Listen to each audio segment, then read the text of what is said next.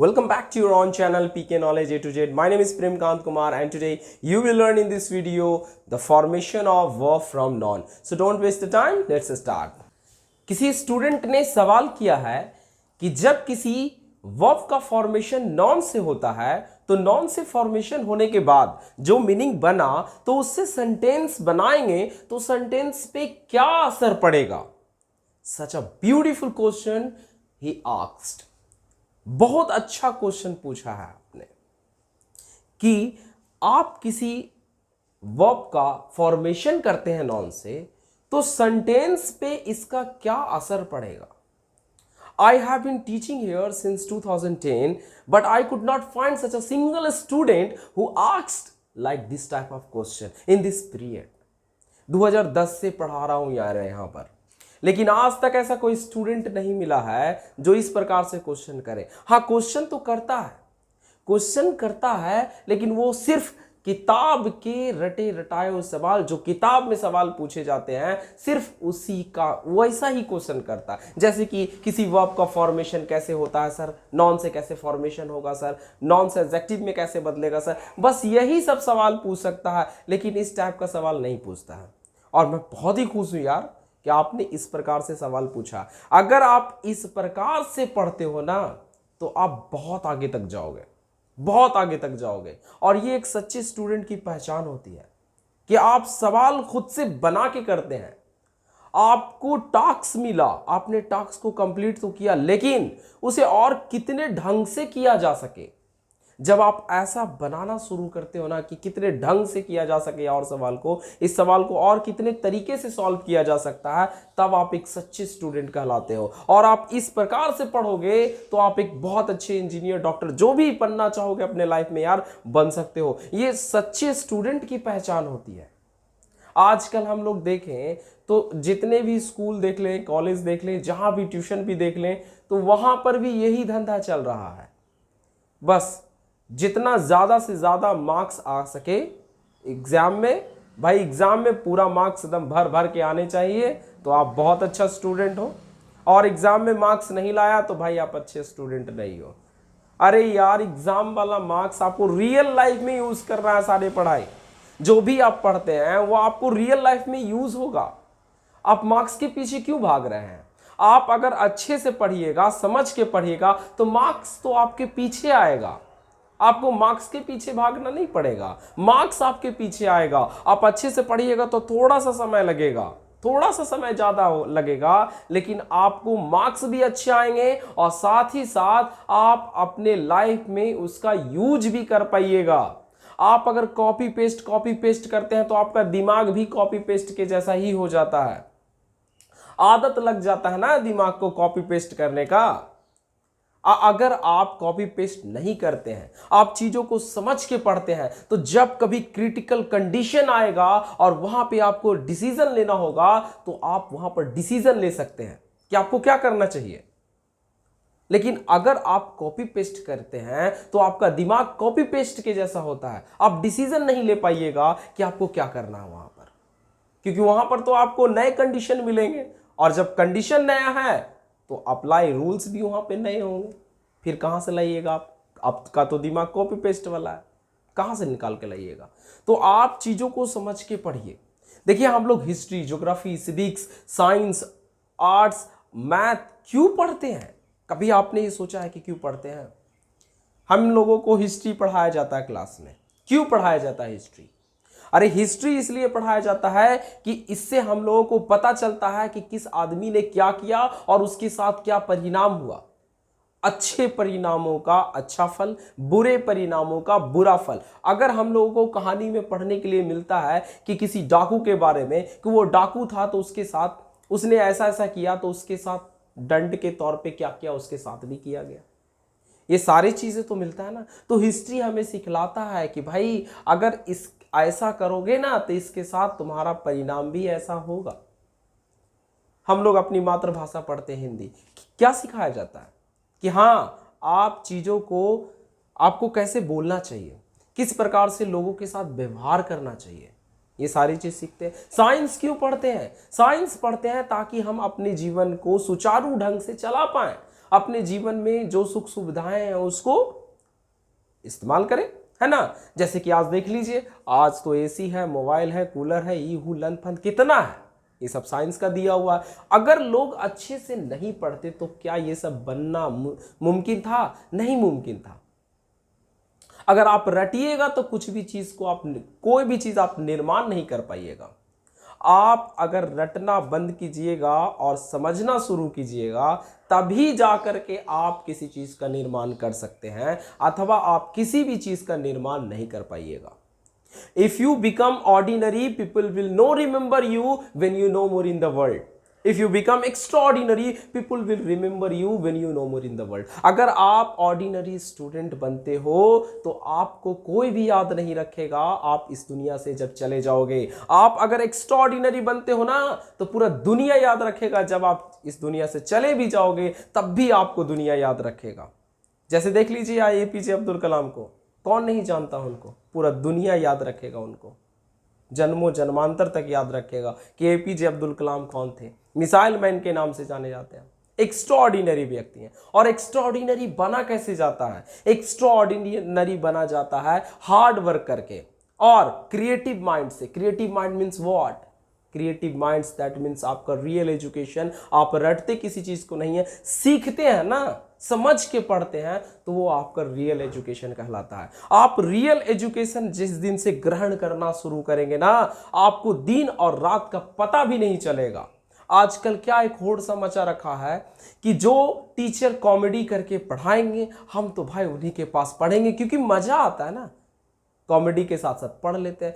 तो वहां पर होता क्या है कि पढ़ते 100 स्टूडेंट्स में से 10, अब बाकी कॉमेडी में निकाल लेते हैं टाइम, है ना।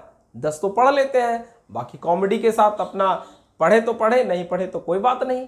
अरे आप रियल ढंग से पढ़ना शुरू करोगे ना तो दिन से रात कब हो जाएगा, रात से दिन कब हो जाएगा, पता भी नहीं चलेगा। आप अगर साइंस के सब्जेक्ट को पढ़ते हैं तो आप साइंस के सब्जेक्ट में प्रैक्टिकल कीजिएगा ना पढ़ के, कब दिन से रात हो गया आपको पता नहीं चलेगा। दिन भर लगल रह जाइएगा उसमें, बिना खाए बिना पिए। मेरे पास भी लैब है, हम लोग भी पढ़ते हैं, हम लोग को भी स्टूडेंट को पढ़ाते हैं।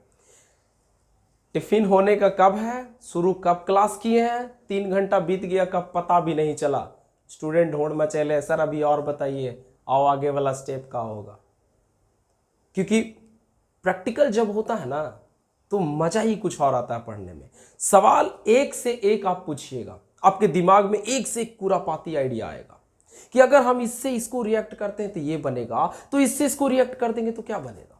और कितने ऐसे और भी होंगे जो ऐसे प्रोडक्ट को बनाया जा सकता है। तो पढ़ते हैं तो समझ के पढ़िए ना, आपको टाइम का पता भी नहीं चलेगा। मैथ क्यों पढ़ते हैं? आप अपने रियल लाइफ में जो गणनाएं होंगे उसको करने के लिए पढ़ते हैं ना, कि पढ़ते हैं सिर्फ ऐसा कि मार्क्स लाने के लिए। आप लोग परसेंटेज पढ़ लेते हैं, प्रॉफिट एंड लॉस पढ़ लेते हैं, रेशियो पढ़ लेते हैं, रेशियो प्रोपोर्शन पढ़ते हैं, और रियल लाइफ में तो यूज ही नहीं करते हैं। आप किसी कंपनी को देखिए, कोई कंपनी बिस्किट कंपनी है, बिस्किट कैसे बनाता है, किस प्रकार से वो बिस्किट बनाता है कि सारा बिस्कुट एक ही जैसा मीठा लगता है। कोई भी बिस्कुट का मिठास आगे पीछे नहीं हो सकता है, कोई भी बिस्कुट जला खोटा नहीं हो सकता है, सारा बिस्कुट एक साइज में होता है, सभी के सभी का स्वाद एक जैसा होता है ना। अगर एक कंपनी का है तो सबका स्वाद एक जैसा होगा। ऐसे कैसे पॉसिबल है? जी पॉसिबल है, मैथ से पॉसिबल है, उसका एक सही रेशियो पॉसिबल है। तो वहां यूज कर रहा है और यूज करके वो बिस्किट बना रहा है, इस कारण से उसके सारे बिस्किट एक जैसे हैं। हम लोग तो मैथ का यूज ही नहीं करते हैं, और जब मैथ का यूज ही नहीं करते हैं तो पढ़ेंगे क्यों? आप यूज ही नहीं कर पा रहे तो मत पढ़िए, उससे अच्छा। अरे आप अपने रियल लाइफ में यूज करने के लिए पढ़ते हैं, और जिस दिन से आप मैथ को भी अपने रियल लाइफ में यूज करने के लिए पढ़िएगा, आपको किसी फॉर्मूले की जरूरत नहीं पड़ेगी। आप किसी भी सवाल को जैसे चाहिएगा वैसे बनाइएगा। तो ये ट्रू स्टूडेंट की पहचान होता है कि आप किसी चीज को पढ़ें तो समझ कर पढ़ें। आप समझ के पढ़िएगा, आप बहुत दूर तक जाइएगा। नहीं समझ के पढ़िएगा, एक लिमिटेशन होगा, वहां तक जाकर के फंस जाइएगा, वहीं तक जाकर के रहिएगा। आप एक्स्ट्राऑर्डिनरी कभी नहीं बन सकते हैं। तो आपको पढ़ते समय ध्यान रखना है कि आप पढ़ क्या रहे हैं, यूज कहाँ है, रियल लाइफ में यूज कहाँ है। ठीक है, ये सारे चीज को देखते चलिए। आप लोग पढ़ते हैं a+b के होल स्क्वायर, मैथ में कहाँ यूज करते हैं बताइए। एक आध दो जगह यूज किए हैं कभी? के वो फॉर्मूला पढ़े हैं? एक आध दो तीन चार को पढ़े होंगे। मुझे कहिएगा तो मैं 40 से ऊपर फॉर्मूला लिखूंगा सिर्फ a+b का होल स्क्वायर पे। हर नए मैथ का एक नया फॉर्मूला बना करके दे सकता हूं। हर नए मैथ का, हर मैथ को मैं 3 से 4 तरीके से सॉल्व करके आपको बता सकता हूं, क्योंकि मैं रटता नहीं हूं, यूज करता हूं अपने लाइफ में, किस प्रकार से उसका यूज है। ठीक है, चलिए फिलॉसफी बहुत हुआ। अब हम लोग देखेंगे कि किसी वर्ब का फॉर्मेशन नॉन से कैसे किया जाता है। तो नॉन से वर्ब का फॉर्मेशन करने के लिए आपके पास सफिक्स और प्रीफिक्स वर्ड होने चाहिए। en, IZE या ISE, FY या ATE। तो इन सभी सफिक्स प्रीफिक्स का यूज करके हम किसी नॉन को वर्ब में बदलते हैं। देखिए मैंने कुछ एग्जांपल के तौर पे लिए हैं। पहला वर्ड है हमारा लेंथ। तो लेंथ का मतलब होता है लंबा। तो लेंथ से हम इसे लंबा करना बनाएंगे, तो लेंथ से हो जाएगा लेंथेन। लास्ट में एन जोड़ दिए, है ना। लंबाई, लंबा करना, लंबाई से बन गया हमारा लंबा करना, लंबा से लंबा करना। स्ट्रेंथ का मतलब होता है ताकत, है ना, मजबूती। तो स्ट्रेंथेन, मजबूती प्रदान करना। स्ट्रेंथेन, मजबूती प्रदान करना हो गया। थ्रेट का मतलब होता है धमकी, और थ्रेटन हो गया धमकी देना। देखा आपने कि किस प्रकार से किसी सफिक्स का यूज मैंने किया, en सफिक्स का, और ये वर्ड बन गया। अब हम लोग देखेंगे कि en प्रीफिक्स का यूज करके किस प्रकार से नॉन वर्ब में बदल रहे हैं। डेंजर, डेंजर का मतलब होता है खतरा, और खतरे से किसी को खतरे में डाल देना इन डेंजर हो जाएगा। इन डेंजर, खतरे में डालना। स्लेव, स्लेव का मतलब होता है गुलाम, तो गुलाम बनाना, इनस्लेव। उसी प्रकार से थ्रोन, तो थ्रोन का मतलब होता है सिंहासन, और थ्रोन से हम लोग बना लेंगे इन थ्रोन। किसी को सिंहासन पर बैठाना, है ना, ये इंथ्रोन हो गया। टॉम्ब का मतलब होता है कब्र, और कब्र में दफनाना अगर मीनिंग बनाना है तो इन टॉम्ब बना लेंगे हम लोग, है ना, कब्र में दफनाना। तो देखा आपने कि किस प्रकार से किसी en सफिक्स और प्रीफिक्स का यूज करके किस प्रकार से नॉन से वर्ब में फॉर्मेशन हो रहा है। अब हम लोग देखेंगे IZE या तो फिर ISE लग करके किस प्रकार से नॉन से वर्ब में फॉर्मेशन होता है। हॉस्पिटल, तो हॉस्पिटल से हम लोग बना सकते हैं हॉस्पिटलाइज, है ना। हॉस्पिटल से क्या बन गया, हॉस्पिटलाइज। हॉस्पिटल अस्पताल, और हॉस्पिटलाइज का मतलब हो गया अस्पताल में भर्ती करना। प्रेशर, प्रेशर का मतलब होता है दबाव, और प्रेशराइज का मतलब हो जाता है दबाव डालना। आप यहां पर ZE भी इस्तेमाल कर सकते हैं, SE भी इस्तेमाल कर सकते हैं, दोनों मीनिंग सही होते हैं। टेरर, टेरर का मतलब होता है दहशत, और टेरर से होता है टेरराइज, टेरराइज, है ना। आप ZE लगा करके ही बनाइए पहले। टेरराइज क्या बन गया, तो ये बन गया हमारा दहशत फैलाना। ब्यूटी, तो ब्यूटी से बन गया ब्यूटीफाई, ब्यूटीफाई, है ना, खूबसूरत और खूबसूरत बनाना। यहां पर यूरिन, यूरिन का मतलब होता है पेशाब, तो यूरिन से हम लोग बना लेंगे यूरिनेट। और उसी प्रकार से सलाइवा, राल, है ना, जिसको लार भी हम लोग बोलते हैं, तो लार टपकाना या राल टपकाना सलाइवेट हो जाएगा। तो देखा आपने कि किस प्रकार से किसी वर्ब का फॉर्मेशन हो रहा है नॉन से। एक भाई ने सवाल किया था कि जब हम किसी नॉन से वर्ब में फॉर्मेशन करते हैं तो बताइए सर कि सेंटेंस में इसका क्या इफेक्ट पड़ेगा। नॉन से ही नहीं, आपको पूरे वर्ड का मतलब पता चल जाएगा कि आप किसी से किसी का फॉर्मेशन करते हैं तो उसका सेंटेंस पे क्या प्रभाव पड़ेगा। आइए सबसे पहले हमारे पास है लेंथ, है ना। लेंथ का मतलब होता है लंबा, और लंबा किस चीज में आप देखते हैं, किसी वस्तु को ना लंबा करते हैं भाई। आप किसी जेन्युइन आप क्या करते हैं, किसी वस्तु की लंबाई को देखते हैं। तो यहां वस्तु को लंबा करने की बात कहा जा रहा है ना। लेंथ माने लंबा, तो किसी भी वस्तु को आप लंबा कर दीजिए, है। स्ट्रेंथ है ना, मजबूत बनाना। तो किस चीज को मजबूत, किसी चीज को आप मजबूत बनाते हैं तो वो स्ट्रेंथन कहला जाता है। तो उसी प्रकार से सब कुछ है। धमकी देना, यहां धमकी है तो किसी को धमकाना। तो सेंटेंस में आपको पता लग रहा होगा कि किस प्रकार से इफेक्ट डालेगा। अगर कोई नॉन से वर्ब में फॉर्मेशन हो रहा तो देखिए वो नॉन क्या चीज है।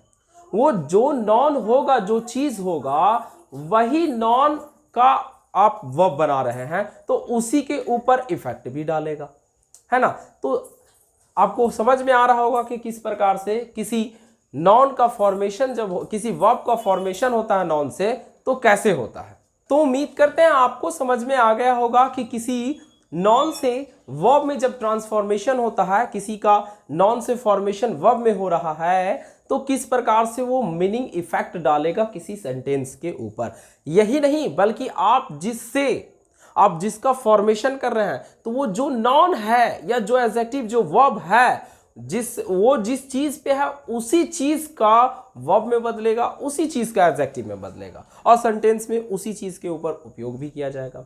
कई ऐसे वर्ड हैं जिनका अलग अलग मतलब होता है, मीनिंग सेम होता है लेकिन अलग अलग मतलब भी दे देते हैं। कभी कभी कोई वर्ड वर्ब भी हो जाते हैं, वर्ब भी हो जाते हैं, नॉन भी हो जाते हैं, ठीक है। अब देखिए यहां पर से अगर आपको वर्ड फॉर्मेशन आ रहा है तो देखिए आप क्या क्या कर सकते हैं। जैसे कि मेरे पास पहला मीनिंग मिल जाता है लेंथ, तो चलिए हम लेंथ से कुछ मीनिंग बनाते हैं।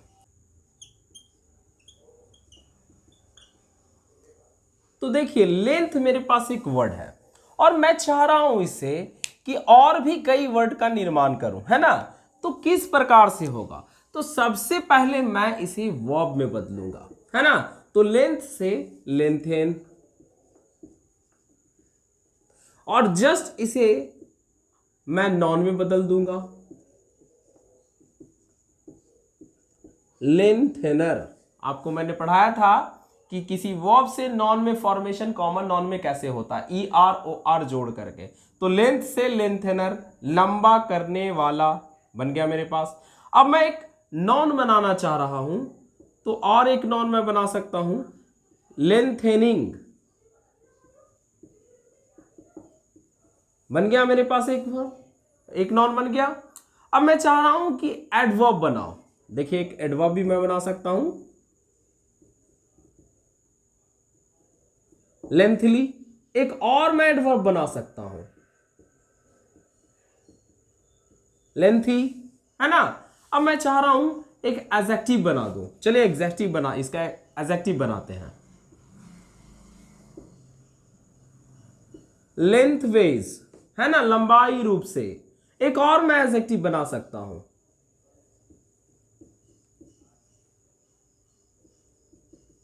लेंथ वाइज, ए भी एडजेक्टिव बन गया, है ना। किस प्रकार से बन रहा, तो देखा आपने कि किस प्रकार से मैंने एक वर्ड का यूज करके इतने सारे वर्ड बना दिए, है ना। उसी प्रकार से आप स्ट्रेंथ ले लीजिए और इससे भी नए नए वर्ड बना लीजिए, है ना। चलिए एक बार और मैं बना के दिखा देता हूं,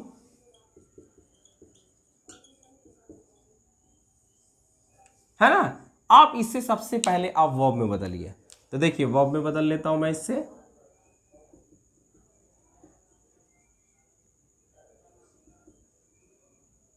स्ट्रेंथन। अब मैं इसे नॉन में बदलूंगा, स्ट्रेंथनिंग। अब मैं इसे फिर से एक बार और नॉन में बदलूंगा,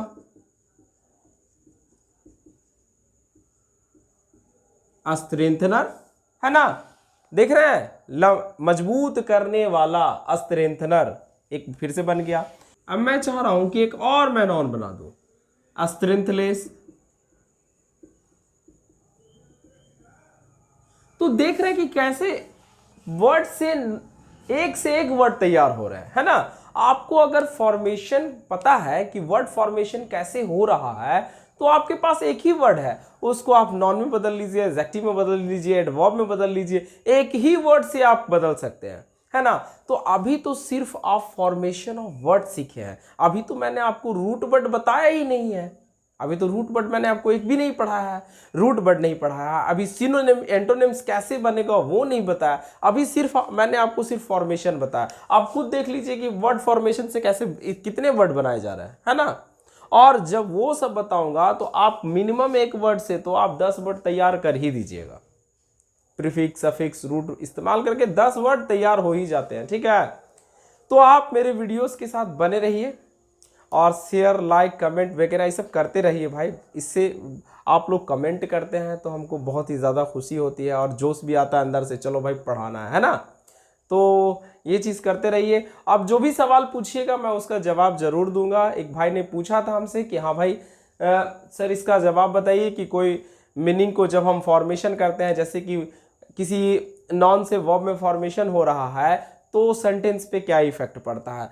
तो मैंने आपको बतलाया कि जो मीनिंग होगा उससे आप अगर जिसका भी फॉर्मेशन कर रहे हैं, जैसे मेरे पास कोई नॉन है मैं वर्ब में बदल रहा हूं, तो जो नॉन का मतलब है वही उसका वर्ब पे इफेक्ट पड़ेगा, मतलब उसका जो इफेक्ट वर्ब का है वो उस नॉन पे पड़ेगा।